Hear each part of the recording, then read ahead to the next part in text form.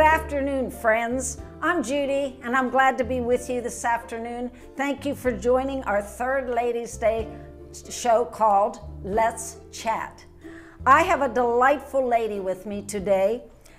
She is incredible, and she has some interesting things she wants to talk to you about, and I can't wait for you to meet her. Her name is Margaret Johnson. Hello, Margaret. How are you? Hi, Judy. I'm just fine, thank you. So glad you could join us, and I hope you have some fun today. Please tell us about yourself, your hobbies, your passions, and volunteer work. Well, first up, you know, I'm an immigrant. You realize that, don't you? I love your accent. Well, you know that. It's an immigrant thing. And so, you know, we're dual citizens. But my husband and I emigrated to the United States in 1979, a long time. Next year, I will have lived as long here as I've lived in England. Wow. So that's quite something, isn't it? We're very fortunate to have you. Well, thank you. We grew up in England. Both of us were born in Birmingham, in the industrial Midlands, and we had 4 children, and spent very many happy years in England. Then my husband had the opportunity to come over here and work for GE. So we emigrated. We had 4 children. We now have 9 grandchildren, and our 7th great-grandchild is expected any minute. Oh, we may be called away, huh? Any minute. So, I can't remember their birthdays. My brain doesn't take in birthdays, but I know exactly where each one of them is and what they're doing, which I think is probably more important. Yes. So I've looked at this quite seriously and decided that I have 4 passions in life. Good. We all have to have a passion, yes, don't you? It gives you a sense of well-being to have a passion about something. And I was thinking, well, what are my passions? And I've come up with 4. Okay. My first is my family, okay, of course. Yes. The second is I love to read. I've always read ever since I was a little girl. And one of my memories is my mother, in her frustration, would say to me, for goodness sake, put that book down and come and do the dusting for me, which was hard for me because I would prefer to curl with a book any time. During my teenage years, I think my favourite author was Agatha Christie. Oh, I sure. love, you know, I love that sort Mysteries. of mysteries. So I'm now reading for pleasure. Not for information particularly, but I consider it as a real pleasure. And how fortunate we are to have our little library here at Otterbein, but also a big thank you to Lebanon Library, because Laura Paynton brings me books to read and keep me going, has introduced me to all sorts of new authors and authoresses, which gives me a lot of joy, really. So that's the second thing that I enjoy doing. The third thing I enjoy doing and passionate about is my knitting. I learnt to knit at my mother's knee when I was 4 years old. Really? So I've been knitting and really have had something on the needles for all that time. Wow. Yes. All that time, about 86 years probably. Oh, gosh. So I know how to knit. And it's a nice hobby because you can take it with you. And That's the number of meetings, sports events, I can take my knitting with me and do it while I'm watching or doing or taking notes or whatever. And I think my favourite phrase has often been bringing the children up. I'll be there in a minute, just let me finish this row on the knitting needles. So I was one of the first things we did when we came to Otterbein 5 years ago now, exactly 5 years we've been here. 5 years. I was overjoyed to be able to go along to our incredible arts department. Absolutely. Where that first winter that we were here, I spent a lot of time there. And one of the best things I've ever done is to join this group called Nitwits.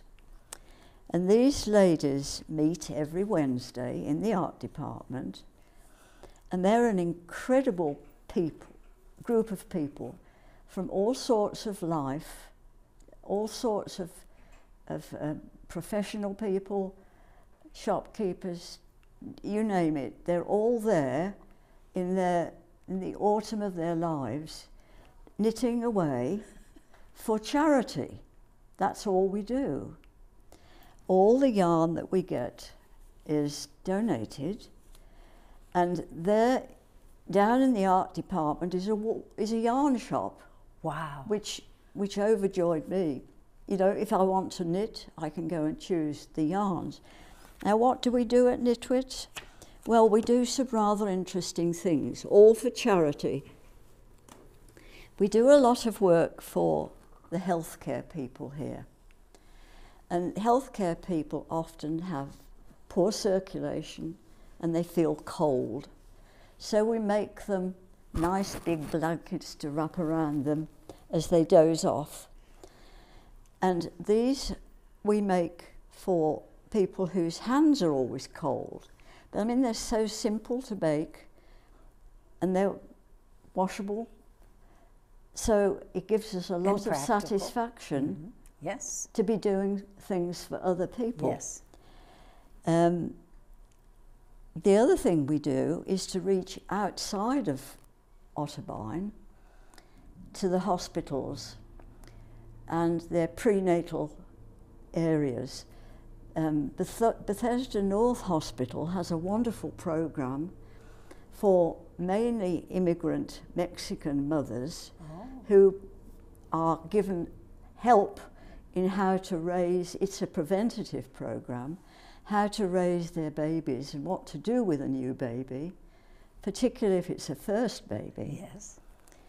And so if they complete this course given by Bethesda North Maternity Department, they're given a blanket, a little blanket. Now, gone are the days when young mothers want pink or blue or white blankets, particularly immigrants. They love these colours. Well, what a super way of using up all the yarn we've got stashed away. And they love them. That's very beautiful. They're just to wrap around a baby, you know, and take them home from hospital. And the other thing we do is, these are smaller, but if you've got an infant in a car seat, they're strapped in like this, and it's very difficult to put a big blanket around them, so we make smaller ones for them to put around the babies. The other thing we do is support what's called Crayons to Computers. I don't know if you have ever heard of that. I've never heard of that. Crayons from Crayons to Computers is what it's called. It's a national organisation, and we have a group here in Cincinnati, downtown Cincinnati. And you know, those teachers do a wonderful job down there. They welcome the children who often come in hungry, so they give them breakfast. This is at school. What a wonderful program that is. But often these little children come in cold as well as hungry. So we make these sets of hats, scarves and mittens for them too, by the hundreds. You know, so those teachers have got in the this support group that they have, Crayons to Computers, all these. So we're kept pretty busy. Yes, it sounds like you do. It And will- very useful things. Well, you do, and it's all called volunteering. And you know, one of my favourite people here is our volunteer coordinator. And she's produced this wonderful booklet of how important it is to volunteer. Yes. I think Otterbein would fall apart if it wasn't for volunteers here. So how can they get the booklet? Oh, well, you just got to go to Billy Joe's office, Okay. which is right in the centre of Otterbein front door, Yeah. and ask her for one of these copies. And her philosophy is, rather than feel that it's something you've got to do and I don't really want to do it, it ought to be something that you're passionate about Exactly. and want to give to other people. And Billy Joe is incredible. She has come up with all sorts of ways in professionals, financiers or financial advisors, friendly visits, game leaders, gardeners in greenhouses. There's something for everybody in here if they have a passion. Now, as we get older, you know, our passions change Yes. Yes. because we can't do as much in the autumn of our lives as we did when we were teenagers or Yes. young parents. But in here, there is something for everybody, however old they are. If they are willing and able and have a passion, there's something in here that you could pass on your passion. Well, I definitely will stop and get one of those. Yes, I want one. I think everybody should have Yes. one, and they're freely She'll be available. bombarded Yes. with requests. But she says, what's in it for me? And the thing is, if you're a volunteer and give willingly, then there is a sense of satisfaction for you Yes. and gives you a sense of well-being Yes. for yourself, that you're doing something to help other people. Now, my final passion, my fourth passion, of course, is my garden. I am not a vegetable gardener, I'm a flower gardener. Okay. But the joy of being able to save seeds and plant them, and I talk to my garden every spring, and I say, "Oh, you're still there, you're still alive. Good for you. Come on," and feed it and grow it. That is something that I've had to learn to adjust to, because coming from where I come from in Britain, the climate is quite different. It's surrounded by water, so we get a lot of rain. Have you ever seen a rose garden in England? Perhaps not. They are absolutely magnificent. Are they? And each time I went back to England, when we were travelling back and forth regularly in 44 years ago, I always brought an idea back with me and tried to put it into my garden as an English garden. But when I came here, I couldn't really understand what all this brown stuff was that they were spreading out onto the ground. And somebody said, well, it's called mulch. Well, in England, we don't spread mulch, we don't need to, because all our flowers are so tightly packed together. If you see a weed, you pull it out, but the flowers tend to choke out the weeds, so you don't need it. Now, American gardeners like a plant, a plant, a plant, and mulch. And that took some getting used to. I bet. And the climate is different here too. So you have to learn to adjust to put in the sort of plants that you know are going to grow here. So it's no good me saying, oh, my foxgloves and my this, that and the other English garden, you can't do it here. So I really realised that after spending a lot of money and wasting it when we first came. But when it was, I think, I became a master gardener 20 years ago, Okay. when I was 70. And I was the grandma of the group of our class. And I said, am I too old to become a master gardener? Of course not, they said, no. So I went along and joined the Master Gardener Programme. Now, I don't know if you know anything about the Master Gardener Programme. It's an absolutely wonderful scheme if gardening is at your heart, because this programme takes about 6 months to do and is run by Ohio State University. I've lost my piece of paper. Ohio State University Agricultural and Natural Resources. Okay. So during this course, you have all the professors out of Ohio State University come and lecture. And it's a program that costs you $100. Now that's pretty good value, isn't it? But in return, you have to volunteer back during your training.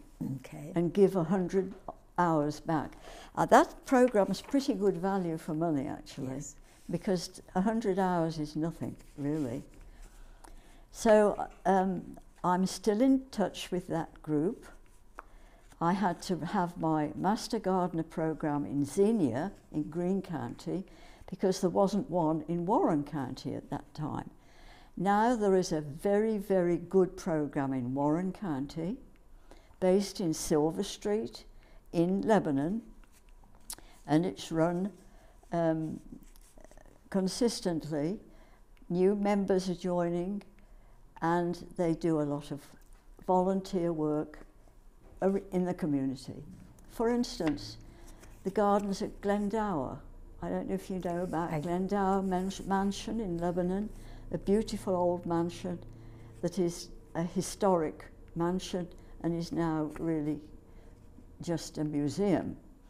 But they have a beautiful garden, and the Master Gardener program is intended to educate rather than garden for the people they're helping.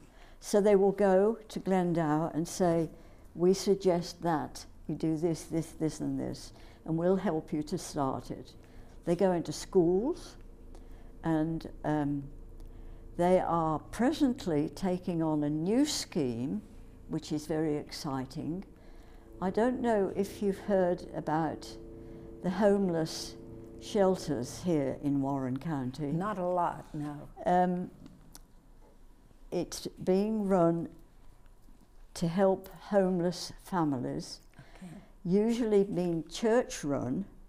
So several area churches have had welcomed these families in, and you could have up to 3 or 4 families in your church building, sleeping and eating there, and then going to a program during the day. But it's very exciting because they've just purchased an old motel in Lebanon, and they've taken this on as just a homeless shelter. And it's got a beautiful grounds. So the master gardeners are going in to say, well, you could use this tree or that plant, children's playground, and we will help you to get started. So if anybody's interested... That's a great program. Oh, it's a wonderful program, and I've so enjoyed doing it. It opens your eyes. Let's drink to it. Okay. All right.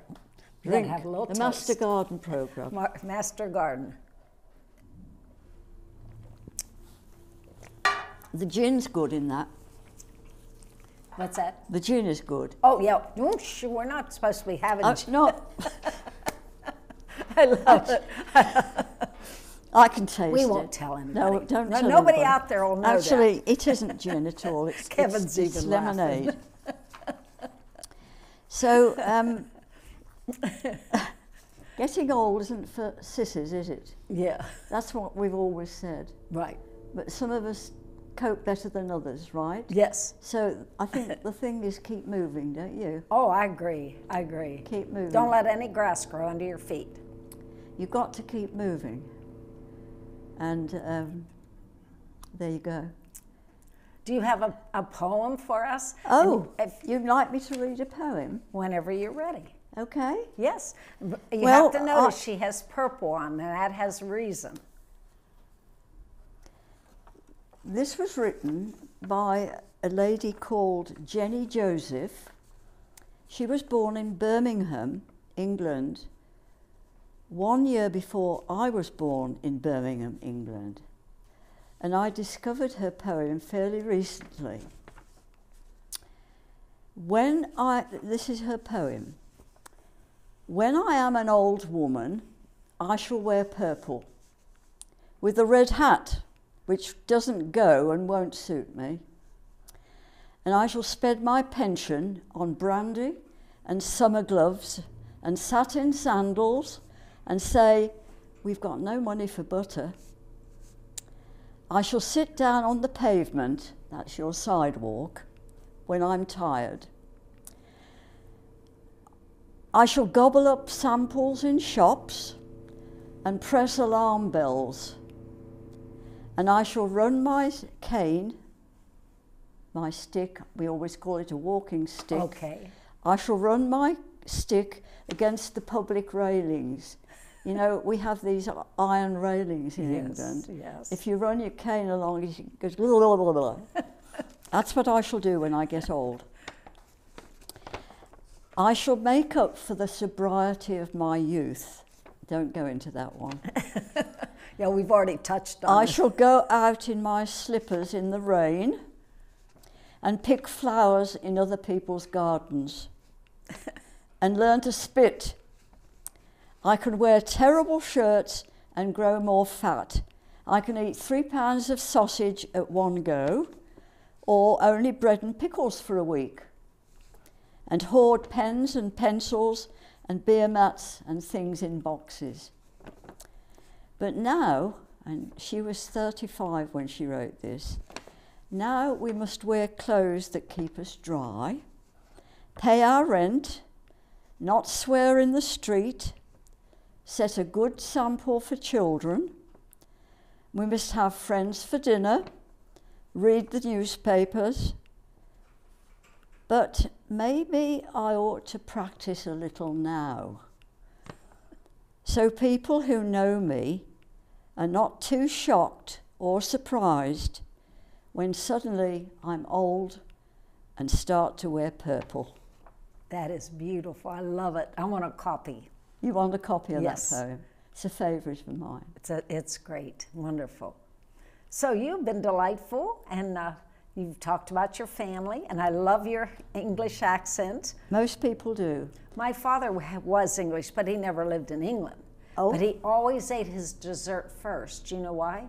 Because then he was never too full for dessert. I love it. I love it. And my mother would say, but you're not going to have an appetite. He says, don't worry, I will. But I I'm will. eating my dessert first. I will. Bless his heart. Good. So anything else we want to talk about? How much time do we have, I just want Kevin? to thank you. I have a hard task to follow a 100-year-old lady that you had last time. She was wonderful. And the but you were wonderful too. And the wonderful person who ran this library so well for all those years and admitted she didn't know a thing about books when she started. I thought that was great. That was very, yeah. It was great. Martha Lou, she was Yes. great. Everyone, the 3 ladies I've had have just been amazing ladies. That's good. Well, thank you for having me. Well, I love having you, and Okay. we're going to try to have another one in December, and it's going to be a little different. We're going to have my Domino's group on. Oh, great. We're not going to have any gin, though. I wanted margaritas, but we decided No, maybe we wouldn't I've do been that. kidding, you know. Yes, Now, yes. here's to us. One more toast. How's your lemonade, Kevin? Wonderful. Wonderful. Good. Well, we're almost out of time, Margaret. I was happy to have you here. Thank you. I hope you had some fun too. Oh, yes. We enjoyed all your Thank you. passions. I have a few too. But What are yours? well, one was OLN. I love doing OLN, and I love doing this show and meeting all you wonderful ladies. I love to read. There you go. I love to dance. Do you? Yes, That's something I can't do. Never have been able to. but I do a lot of dancing, and I don't know if I'm very good, but I like to karaoke too. Do you ever sing? Well, I used to sing. Did you sing? I What did. was your favorite song? Oh, no, they're usually hymns in church. Oh, yes. Yeah. Did you ever sing There'll Be Peace in the Valley? No, Oh, that's maybe one that's of your our... favourite. It's my favorite. Great. Well, thank So- you for having me. You're welcome. I hope next year sometime you'll come back. Oh, I should have to think And I of you. enjoyed seeing your knitting. I knitted many years ago, but not Well, for a you long must time. got to start again. Maybe I should come back and learn again. You know, and you see, that's what happens in the winter, because my garden isn't there in the winter. I love the seasons, don't you? Oh, absolutely. I'm Oh, glad yes. we live where we live, right? Yes, yes. I would not be able to live in Florida I, or Arizona, where it's always so hot. But it's been a strange year. well, on Thursday I'm reading a poem about the leaves in the fall, and I'm going to send that to you because it's very cute. Is it? It's very cute. It's about the leaves in the fall. In the fall. Yes, I like the seasons. I wouldn't want to live in a season No. place like Florida. You know, Yeah. I'd rather be here. Yes, I would too. We're just going to hope we don't have too much snow. Well, what do you hear, Kevin? I've heard we're going to have a bad winter, but Are you? they've said that before and been wrong.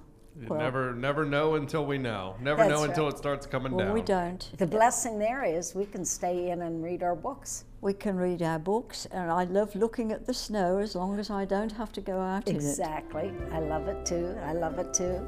Well, I'm Amen going to to say that. goodbye to everybody and thank you for joining us, and come back next month and see who's here. And would you like to say goodbye, Margaret, to our friends? Bye, everyone. Bye. Bye. We'll see you again. See you around campus.